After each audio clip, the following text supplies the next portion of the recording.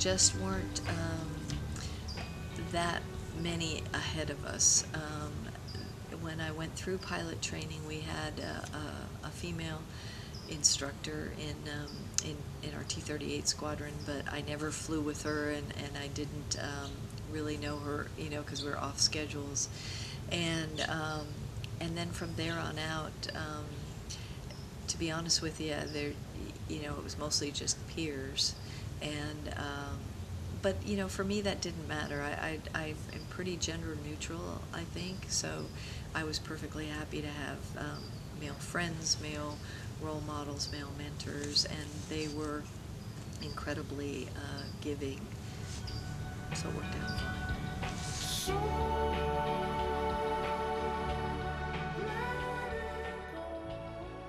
Well, it depends on what aircraft you were flying and what mission you were flying. Everything from being a T-38 instructor, which I did for I think about 7 total years, where you would show up and generally fly 3 sorties a day, as we call it, trip turning.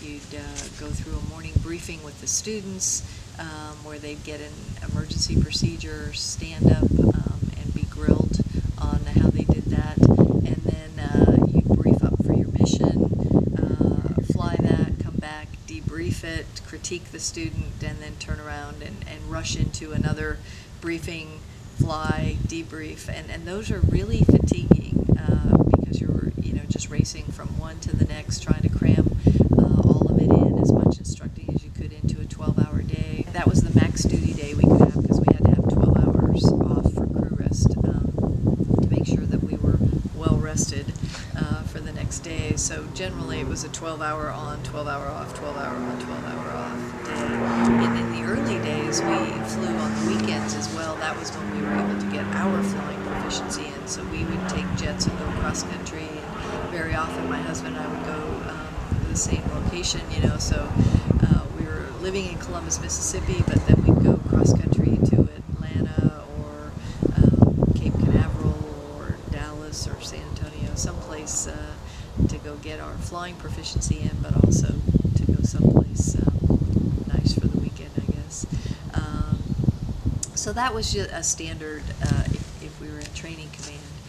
In tankers, when I was in Strategic Air Command, we would sit alert for 7 days at a time, 24-hour in the alert facility, and that could get kind of tedious, but I actually enjoyed it because it was a chance. I had built-in playmates there, so we would play cards, play volleyball, all work out together, and then on the missions we would fly, refueling virtually any type aircraft out there.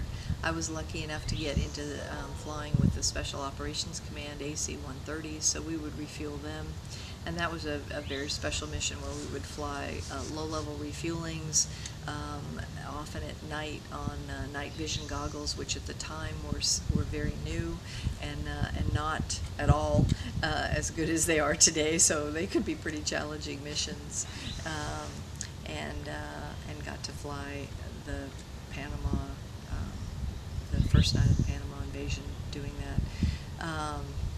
So that was great all the way through. I mean, and a DV airlift mission could be going to some really interesting places, and precisely managing your timing, literally planning the timing after you land for how long it would take you to taxi the distance to where you get, because you're taking your distinguished visitor to a specific place on the ramp where they're going to be greeted by another foreign entity that you want to be there literally to the second if you can, and we prided ourselves on that.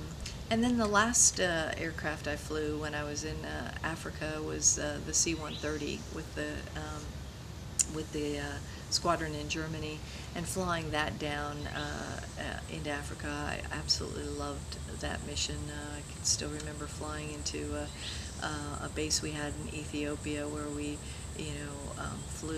had to cancel from the air traffic control and drop down and come in over the runway and do a low pass to check and make sure the baboons and the hippos and the leopards were all clear of the runway, and then fly around the mountain next to the runway and come back around and land, and that was always, really exciting and interesting.